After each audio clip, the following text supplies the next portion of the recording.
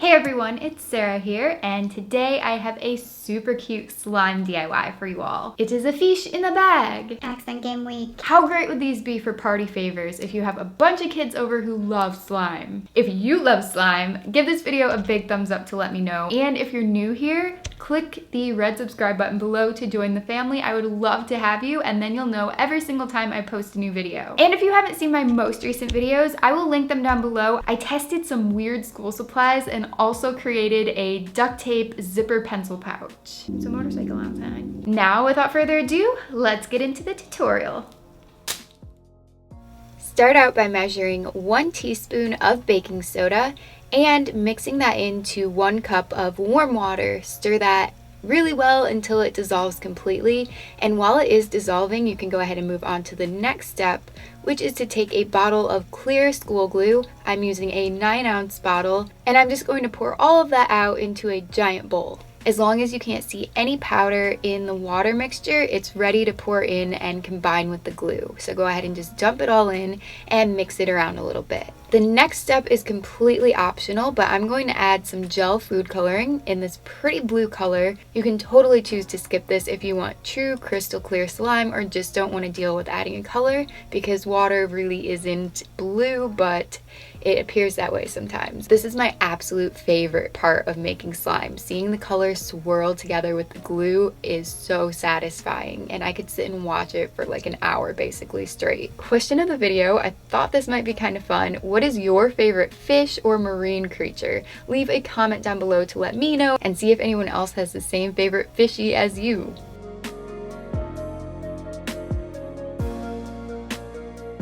After I got the color completely mixed in, I moved on to adding contact solution a little bit at a time. If this is your first time making clear slime using this recipe, don't freak out and think it's not going to form. It will, you just have to be really patient and add the contact solution a little bit at a time and continue to mix until it comes together. This was my first time, and I think I was mixing for like 10 minutes because I was being way too cautious and adding like a little tiny bit at a time. So you can add a little more at a time than I did, but it's always better to be safe than sorry, because if you add too much contact solution, then your slime is going to be really rippy and hard. But the more batches you make, the quicker you'll get. You'll probably end up with a ton of bubbles, which is completely normal because mixing naturally forms bubbles in the slime. So don't worry about mixing too fast. At this point, you can see it's almost done. It's a little bit sticky still, so I did go ahead and add a little more contact solution, but it does look really cool when it's this flowy, even though it's not really practical to play with when it's really sticky. It's fun to do video footage of and see it ribbon down like this.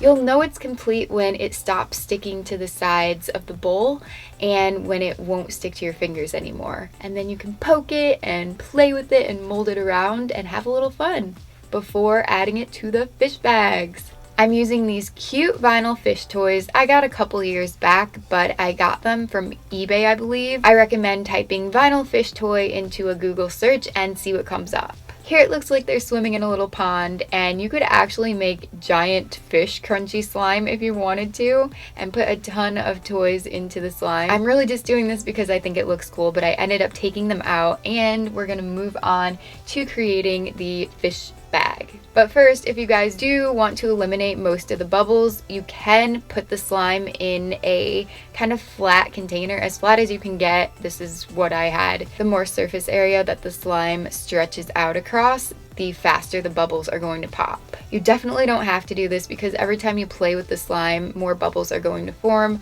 but I left mine in the container for 2 nights. And when I opened it back up, a lot of the bubbles rose to the top and disappeared completely. So I have some crystal clear slime at the bottom to work with.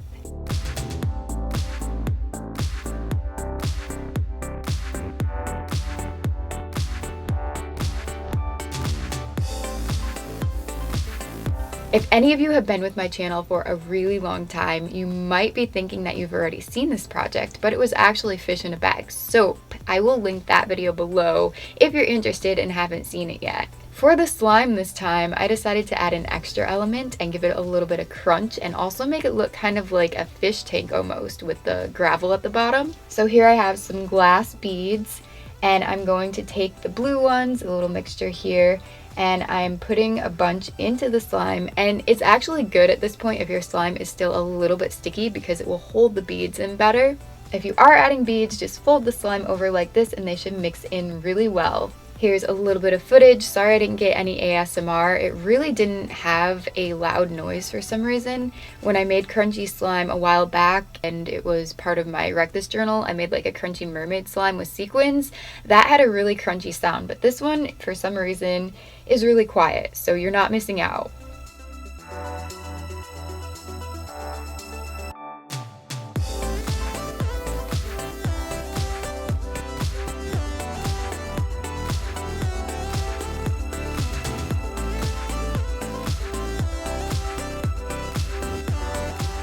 Still looks really cool though, and once you get that mixed together, you can go ahead and put it in a clear cellophane bag or a clear plastic bag and just make sure that that all goes to the bottom. You could also use chunky glitter for your crunchy element. I used a gold glitter here, which kind of made the slime look almost green, but I think it's still really cool. In person, it looks so sparkly. I did 4 different mixtures here, and I'm putting them in a bowl, and I'm gonna let them sit overnight so everything sinks to the bottom. And then I'm putting this container in the middle just to make sure that they stay upright and don't slouch down. But you do want to cover this because the slime could dry out if you leave the bags just open all night. This is optional, by the way. You don't have to wait for this stuff to settle if you are short on time or just don't really care about it having this look.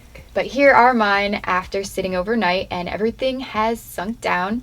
And here I'm just putting in one little vinyl fishy. I thought it would be really cool to put the blue one in with the blue stones, aka beads. And then I'm putting in more slime on top.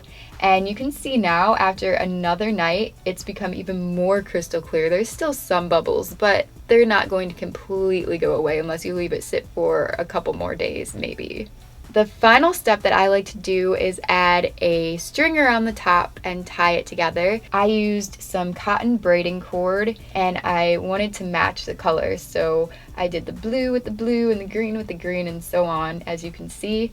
And here is what my completed little fishies look like. As I mentioned in the intro, these would be perfect to give away as party favors to have at a kid's birthday party, or if you need a creative way to give slime as a gift to someone who really loves it, this is a great idea. Also, here's a little comparison of the slime fish in a bag to the soap one. Let me know in the comment section below which fishy color bag you like the best from this video, and also if you want to see more of my videos, I'll link my entire slime playlist and soap playlist below. Thank you guys so much for watching. I hope you guys enjoyed the video. If you did, please give it a thumbs up by clicking the like button below. And also, I'm gonna put a couple of my most recent videos right here. I hope you all have a great rest of the day, and I'll see you very soon in my next video. Bye!